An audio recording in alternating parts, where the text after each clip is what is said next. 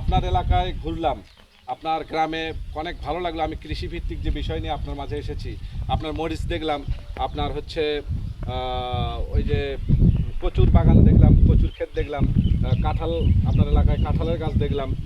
সব কিছুই খুবই সুন্দর, আলহামদুলিল্লাহ, আল্লাহ শুক্রিয়া।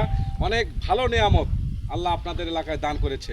তা আমি আপনার মাধ্যমে জানতে চাই যে আপনার এলাকায় কি শুধু মুসলমান মানুষের বাস, না আপনার এলাকায় অন্য ধর্মের মানুষও আছে, হিন্দু, বৌদ্ধ, খ্রিস্টান? আলহামদুলিল্লাহ, আমাদের গ্রামটা ভাই প্রায় 90% মুসলমান, জি আর শতকরা 10% বিধর্মী মানুষ আছে। জি জি তবে আমরা যেভাবে বসবাস করতেছি আলহামদুলিল্লাহ, বিধর্মী মানুষ আছে, তাদের মতো, তাদের ধর্মের মতো তারা চলাফেরা করতেছে। জি। আমরা মুসলমান, আমাদের মুসলমান ধর্মে চলাফেরা করতেছি।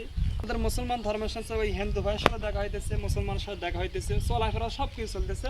যার যার ধর্ম তাইটা আমরা মানতেছি, তাদের উপর আমরা কখনো কি অতিষ্ঠ না, হই না। কি জন্য বললাম, যেহেতু আপনার এলাকায় মুসলমান 90%, জি 10% অন্য ধর্মের লোক আছে। জি জি। তা এই যে বিভিন্ন সময় ধর্মের বিষয়গুলো নিয়ে তারা কি কোনো প্রতিহিংসার শিকার হয় কিনা?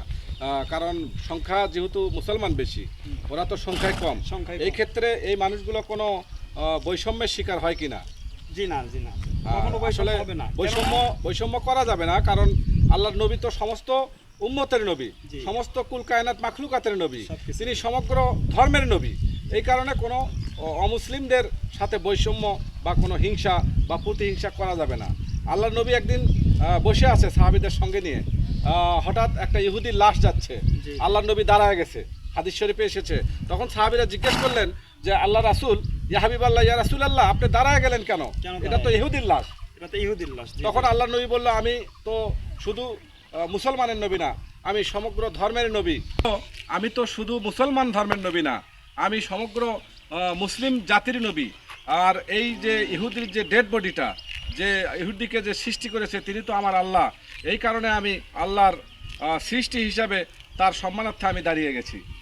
এইরকম হাদিস শরীফে এসেছে, আপনি কি জানেন? জি জি। তা ঠিক সেই কারণে আমি বলবো যে আসলে আমরা যারা দিনী ভাই, মুসলমান ভাই বন্ধু, সবাই সবার জন্য, মানুষ মানুষের জন্য, আমরা সবার জন্যই কাজ করব।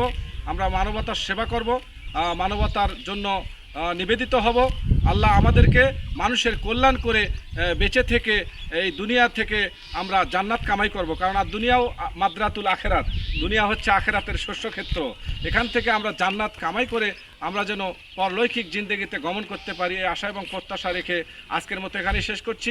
ভিডিওটি যদি ভালো লাগে আপনারা অবশ্যই লাইক, কমেন্ট, শেয়ার করে পাশে থাকবেন। আসসালামু আলাইকুম ওয়া রাহমাতুল্লাহি ওয়া বারাকাতুহু। আচ্ছা।